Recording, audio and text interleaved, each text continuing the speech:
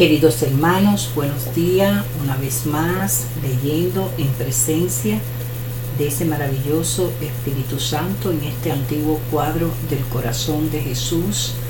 Vamos a comenzar con el video número 1, prefacio, cómo llegó a concretarse esta Biblia. Pero antes vamos a hacer una oración al Espíritu Santo.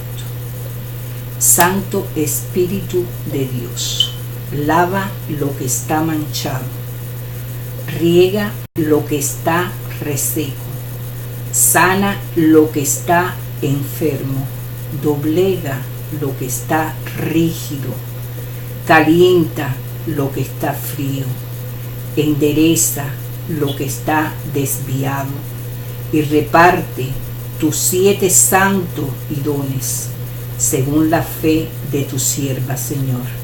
Amén. En el nombre del Padre, del Hijo y del Espíritu Santo. Oración al glorioso corazón de Jesús. Dulcísimo corazón de Jesús, tuyos somos y tuyos queremos ser. Consagramos nuestra persona, nuestra casa, nuestra familia, con todo lo que somos y con todo lo que tenemos. Reina en nuestra casa como el hogar que te pertenece, y no permitas, Señor, que le sea arrebatada lo que con tanto y todo nuestro corazón te hemos consagrado. Derrama amorosamente sobre nosotros las bendiciones con la paz que gozan las familias que son de tu corazón. Compadécete de los que se alejaron de ti. Elimina aquellos que todavía no conocen las riquezas de tu amor, Padre Santo. Atráelo con la suavidad de tu gracia. Señor, santifica nuestras casas y familia, para que acabando en paz la carrera de esta vida, pasemos a alabarte en la eterna mansión de la gloria. Amén. Gracias, Señor, te damos y alabamos tu gran poder, que con el alma en el cuerpo nos has dejado al amanecer. En gracia y servicio tuyo, y sin llegarte a ofender los pasos que yo anduviere, tú me puedas ayudar, y si frágil cayera, me ayudes a levantar. Levanta nuestros pensamientos a tu dulce contemplación, por los nuestros merecimientos, sino por tu santísima pasión. El Señor que nos redimió hable y responda por nosotros. Aleje a los enemigos que vinieren en contra de nosotros. Sagrado corazón de Jesús, en vos confiamos, en vos esperamos y en vos nos abandonamos. Amén.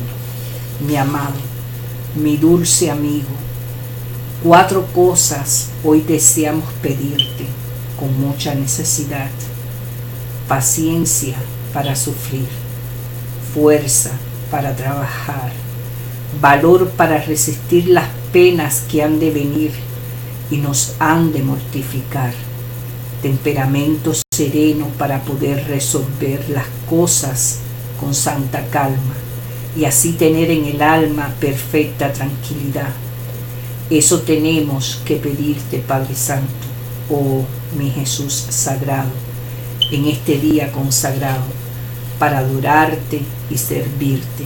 Amén.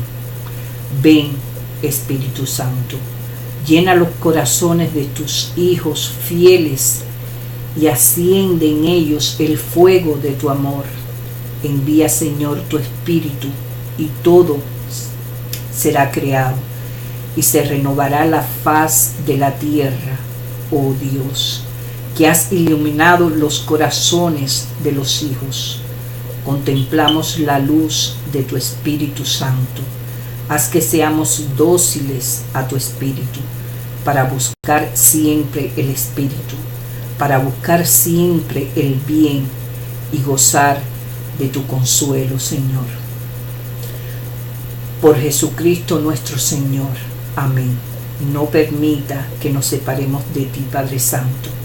A la hora de nuestra muerte, llámanos y mándanos a venir a ti, para que con tus ángeles y santos te alabemos y bendiga por los siglos de los siglos. Amén.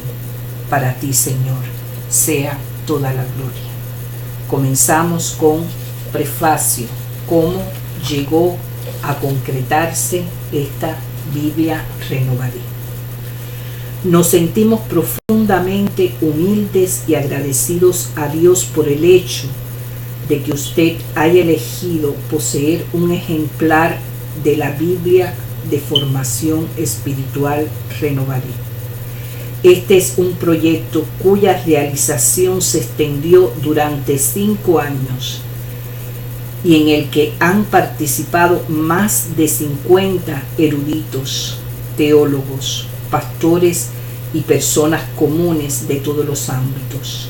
En esta introducción queremos anticiparnos a responder algunas de las preguntas que quizás usted tenga en mente con respecto a esta Biblia de estudio. ¿Por qué otra Biblia de estudio? En la actualidad existe una necesidad desesperante de tener un entendimiento más rico y profundo de la pertinencia de la Biblia para la vida diaria.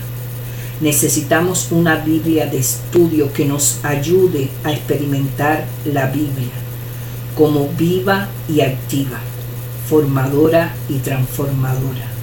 Necesitamos una Biblia de estudio que combine la mayor erudición bíblica posible con la más profunda devoción de corazón posible.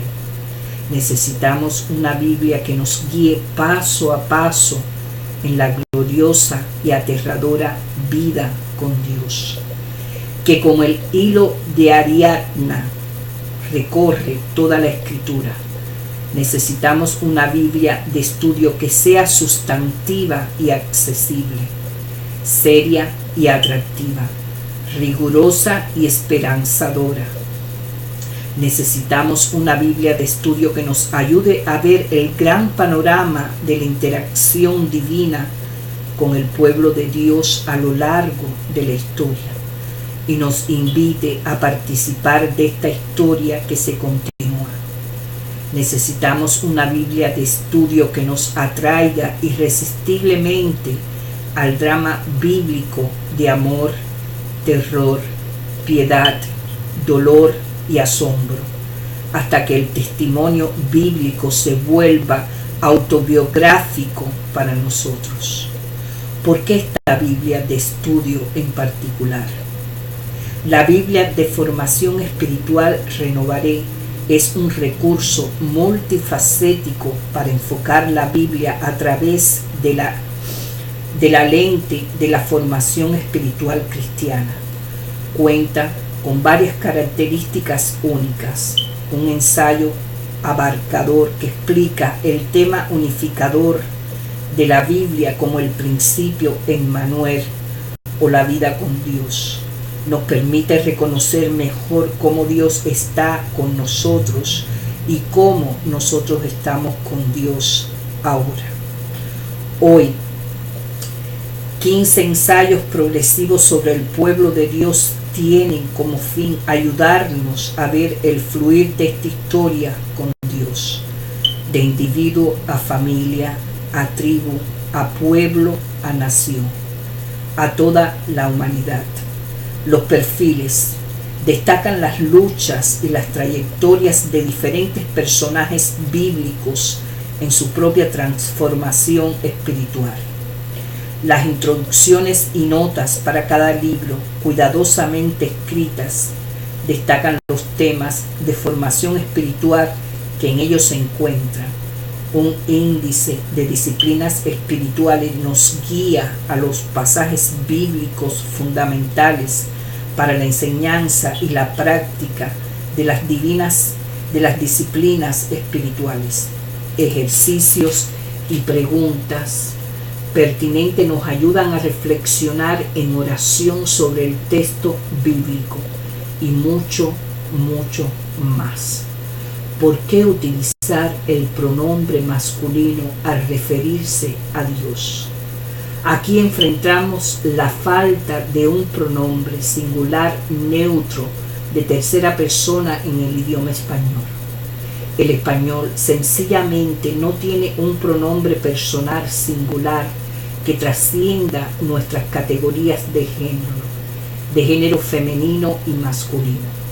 Cuando hablamos de Dios, no podemos usar pronombres plurales, como podemos hacerlo cuando hablamos de seres humanos, porque la revelación bíblica es clara en cuanto a que Dios es uno. El pronombre impersonal, ello, también es inadecuado, ya que Dios es, por sobre todo, personal, repetir el nombre Dios cuando la estructura de la frase requiere un pronombre seria, sencillamente un uso inadecuado del idioma y producirá oraciones irreversadas y mal formadas. Por ello, las únicas opciones útiles que tenemos en nuestro idioma son los pronombres masculinos o femeninos. Por lo tanto, cuando la estructura de la frase requiere un pronombre, hemos decidido seguir el patrón de la Biblia Reina Valera y utilizar el pronombre masculino. Al hacerlo, confesamos que Dios es persona. Dios, siendo totalmente diferente a nosotros, trasciende las distinciones de la sexualidad humana. Publicamos la Biblia de formación espiritual Renovaré con la esperanza de que ella inspire a sus lectores una confianza más profunda y completa en la Biblia como recurso confiable para la formación espiritual del cristiano. Nuestra oración es que Dios la use para formar en cada uno de nosotros su vida, su voluntad y su camino. Richard J. Foster, por los editores generales. La vida con Dios. Una introducción general a la Biblia de formación espiritual Renovaré. Captar la visión. Dios, en su soberana gracia y escandaloso amor, nos ha dado una revelación escrita de quién es y cuáles son sus propósitos para la humanidad. Y Dios ha decidido cumplir esta gran obra por medio de su pueblo en la tierra. Esta revelación escrita reside ahora como un hecho imponente en el corazón de la historia humana. Sencillamente, no hay libro que se acerque siquiera remotamente a la importancia e influencia de la Biblia. Es realmente el libro Hay Biblos. Pero el poder y la grandeza intrínsecos de la Biblia son frecuencias, nos dificultan recibir la vida que en ella ofrece. El consumidor de la Biblia común, según informan los estudios, tiene 9 Biblias y quiere más. Este es un testimonio mudo, pero contundente, de una profunda y constante sensación de falta. Una sensación de que realmente no hemos logrado captar la Biblia lo suficiente como para responder a nuestras necesidades. En realidad, podemos usar la Biblia de maneras que sofocan la vida espiritual o destruyen el alma. Esto le sucedió a muchas personas que anduvieron con Jesús, lo escucharon enseñar y lo vieron ejercer el poder del reino de Dios. En el caso de muchos, el estudio mismo de las Escrituras les impedía reconocer quién era y poner su confianza en Él. Juan 5, 39, 47. Luego, Pedro habla con pesar de cómo las personas pueden torcer las Escrituras para su propia destrucción. 2 Pedro 3:16. ¿Es posible que esto continúe sucediendo hoy? Lamentablemente, debemos admitir que así es. Piensa en los millones de personas que dicen sinceramente que la Biblia es la guía para la vida, pero mueren de hambre delante del banquete espiritual que les ofrece. Esta trágica situación es obvia cuando contemplamos los resultados habituales o la falta de ellos que tiene el estudio de la Biblia en la vida cotidiana de las personas, aun de aquellas que hablan de ella con la mayor admiración. El origen del problema se encuentra en los dos objetivos más comunes del estudio bíblico. El primero es la práctica de estudiar la Biblia para obtener solamente información o conocimiento.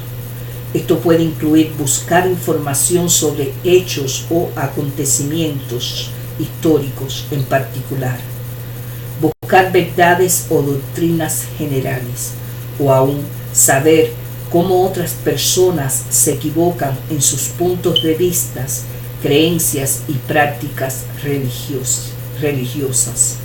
Sabemos por experiencia que el conocimiento puede volver arrogante a las personas, y el conocimiento de la Biblia y de Dios no es la excepción. No es de extrañarse, entonces, que el estudio que se concentra únicamente en el conocimiento no lleve la transformación de la vida, que es lo que verdaderamente necesita el ser humano. No es de extrañarse que quienes aman la Biblia compren más ediciones de ella, esperando obtener lo que en lo más profundo de su corazón saben que se encuentra para ellos en la palabra. El segundo objetivo común del estudio bíblico es encontrar alguna fórmula que resuelva una necesidad urgente en un determinado momento. Así buscamos pasajes específicos que hablen a necesidades particulares, en lugar de buscar un discipulado de la vida entera a Jesús. Sin duda, estas necesidades son importantes, aún desesperadamente importantes. Cuando nos vemos atrapados en las duras realidades de la vida, estas necesidades quizás están relacionadas con el perdón o el consuelo, la sanidad física, la adhesión a una persuasión denominacional o política en particular, dones o talentos, especialmente dados por el Espíritu Santo, o a obras de liberación social. Pero al final siempre tienen que ver con ser un buen ciudadano, un buen cónyuge, quizás aún con ser un buen cristiano, según ciertas interpretaciones. Lo que debemos reconocer al considerar estos dos objetivos comunes para estudiar la Biblia es que nosotros o nuestros instructores humanos estamos a cargo del proceso de hecho. Son maneras de tratar de controlar lo que sale de la Biblia en lugar de un medio para ingresar en el proceso de transformar toda nuestra persona y toda nuestra vida a la semejanza a Cristo.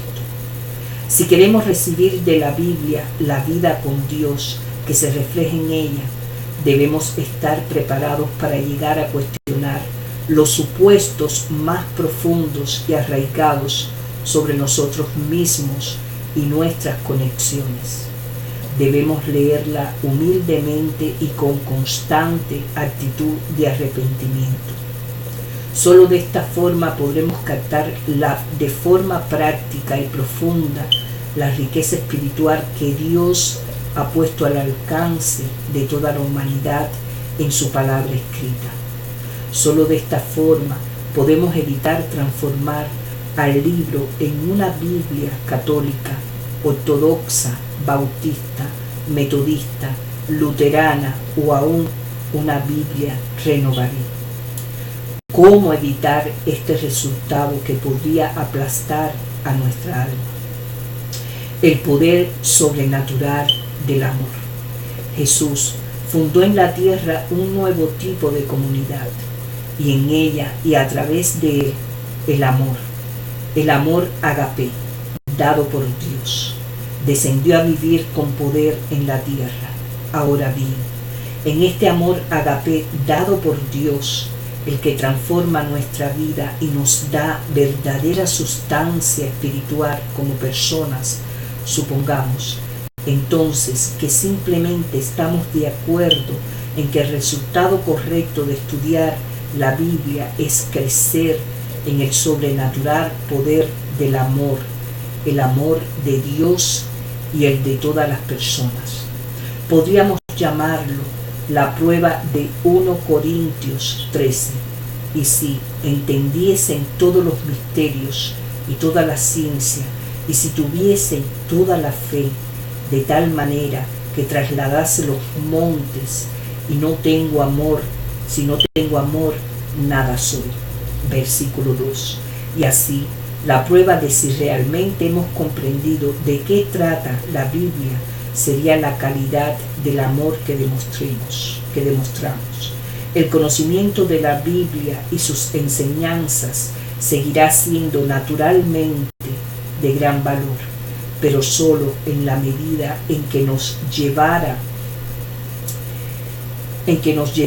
a un amor mayor, a una mayor apropiación del amor de Dios por nosotros y a un mayor amor de nuestra parte por Dios, los demás y nosotros mismos. Cuando nos acercamos a ella de esta manera, nuestra motivación para conocer la Biblia y todo lo que enseña es poder amar más y conocer más sobre el amor. Experimentamos este amor no solo como una abstracción, sino como una realidad práctica que nos posee. Y dado que todos aquellos que aman de verdad obedecen la ley, nos volvemos más y más obedientes a Jesucristo y su Abba. En cuanto a la Biblia, entonces, quizás la pregunta más básica de todas es: ¿trataremos de controlarla, es decir, de hacer que encaje? ¿O simplemente trataremos de liberar su vida en nuestra vida y nuestro mundo? ¿Trataremos de inclinarla hacia este lado o el otro? ¿O le daremos completa libertad para que ella nos incline a nosotros?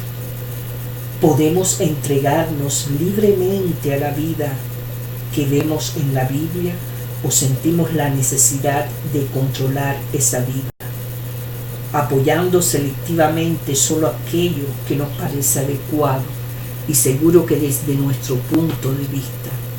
¿Podremos confiar en el agua viva que fluye de Cristo por medio de la Biblia, abrirnos a ella y entregarla al mundo lo mejor que podamos para luego salir del medio? Este, creo, es el único objetivo digno para estudiar la Biblia. La vida con Dios, el principio Emmanuel. La Biblia habla de la vida humana con Dios. Trata sobre cómo Dios hizo posible esa vida con Dios y cómo la cumplirá de hecho. El nombre Emmanuel, que en hebreo significa Dios con nosotros, es el título dado al único Redentor, porque se refiere a la intención eterna de Dios para la vida humana, que seamos en todos los aspectos morada de Dios. De hecho, la unidad de la Biblia se descubre en el desarrollo de la vida con Dios, como una realidad en la tierra, centrada en la persona de Jesús. Podríamos llamarlo el principio Emmanuel de la vida. Esta vida con Dios, dinámica, palpitante, está presente en casi todas las páginas de la Biblia. Leemos casi hasta la redundancia que Dios está con su gente, con Abraham y Moisés, con Esther y David, con Isaías, Jeremías, Amos, Miqueas, Ageo, Malaquías, con María, Pedro, Jacobo y Juan, con Pablo y Bernabé, con Priscila y Aquila, con Lidia, Timoteo, Epafrodito y Febe, y con tantos otros que sería demasiado para nombrarlos. En concordancia con esto, las diversas introducciones, ensayos y notas que acompañan el texto en esta Biblia de formación espiritual Renovaré tiene como objetivo principal permitirnos ver y comprender el principio Emmanuel. Sirve para aclarar cómo funciona la vida con Dios en todas las circunstancias de la existencia humana, tanto para individuos como para grupos, tanto en periodos específicos de la historia como en todo tiempo. Por ejemplo, ¿qué nos dicen los primeros 11 capítulos de Génesis sobre esta clase de vida con Dios? ¿Y por qué son pertinentes, por ejemplo, las historias de Caín o Noé? Más adelante debemos considerar el Pentateuco en conjunto y la transición a Abraham, luego a Moisés y luego a Josué. ¿Qué sucede aquí realmente en términos del principio Emmanuel? ¿Cómo está Dios con nosotros exactamente en estas historias? ¿Qué significa Levítico desde la perspectiva del principio Emmanuel? ¿Qué debemos aprender de la conquista de la tierra, de la promesa y la manera en que se concretó? ¿O del periodo de los jueces y las personas y las historias sorprendentes que allí encontramos? ¿Qué decir de Ruth, Oseas, Nehemías? ¿Qué sucedía en la vida de los individuos con Dios entre Malaquías y Mateo? ¿Qué sucedía en la vida del pueblo de Dios en conjunto? ¿Qué sucedía con los propósitos de Dios en la historia humana? Sin duda, el mundo en el que nació Jesús era notablemente diferente de aquel en el que vivió Malaquías. Qué singular perspectiva le da el período intertestamentario al principio Emmanuel. ¿Qué hizo para preparar al mundo para el nacimiento de Jesús? Continuando con los dos documentos del Nuevo Testamento, hasta Apocalipsis, que Dios le dio a Jesús para que mostrara a su pueblo. Apocalipsis 1:1. En estos documentos, la presentación bíblica de la vida con Dios llega a su plenitud y completitud. Podríamos preguntar, ¿cómo leemos Lucas o Romanos o Apocalipsis a la luz del principio Emmanuel? El pueblo de Dios, esta comunidad de personas que aman e incluyen a todos, es visto en el Nuevo Testamento como miembros de la familia de Dios, edificados sobre el fundamento de los apóstoles y profetas, siendo la principal piedra del ángulo Jesucristo mismo, en quien todo él edificó, bien coordinado, va creciendo para ser un templo santo en el Señor, en quien vosotros también sois justamente edificados para morada de Dios en el Espíritu. Efesios 2, 19, 22. Hasta se presenta el cumplimiento de los propósitos de Dios para la humanidad, más allá de la historia humana. He aquí el tabernáculo de Dios con los hombres, y Él morará con ellos, y ellos serán su pueblo, y Dios mismo estará con ellos como su Dios. Apocalipsis 21:3. Así descubrimos que el principio Emmanuel es, después de todo, un principio cósmico que Dios ha usado todo el tiempo en la creación y la redención, y que sirve por sí mismo para guiar la vida humana terrestre en la dirección correcta, ahora mismo y aún ilumina el futuro del universo. Naturalmente, estos breves ejemplos apenas rozan la superficie del río de la vida que fluye de la vida a los desiertos sedientos del alma humana.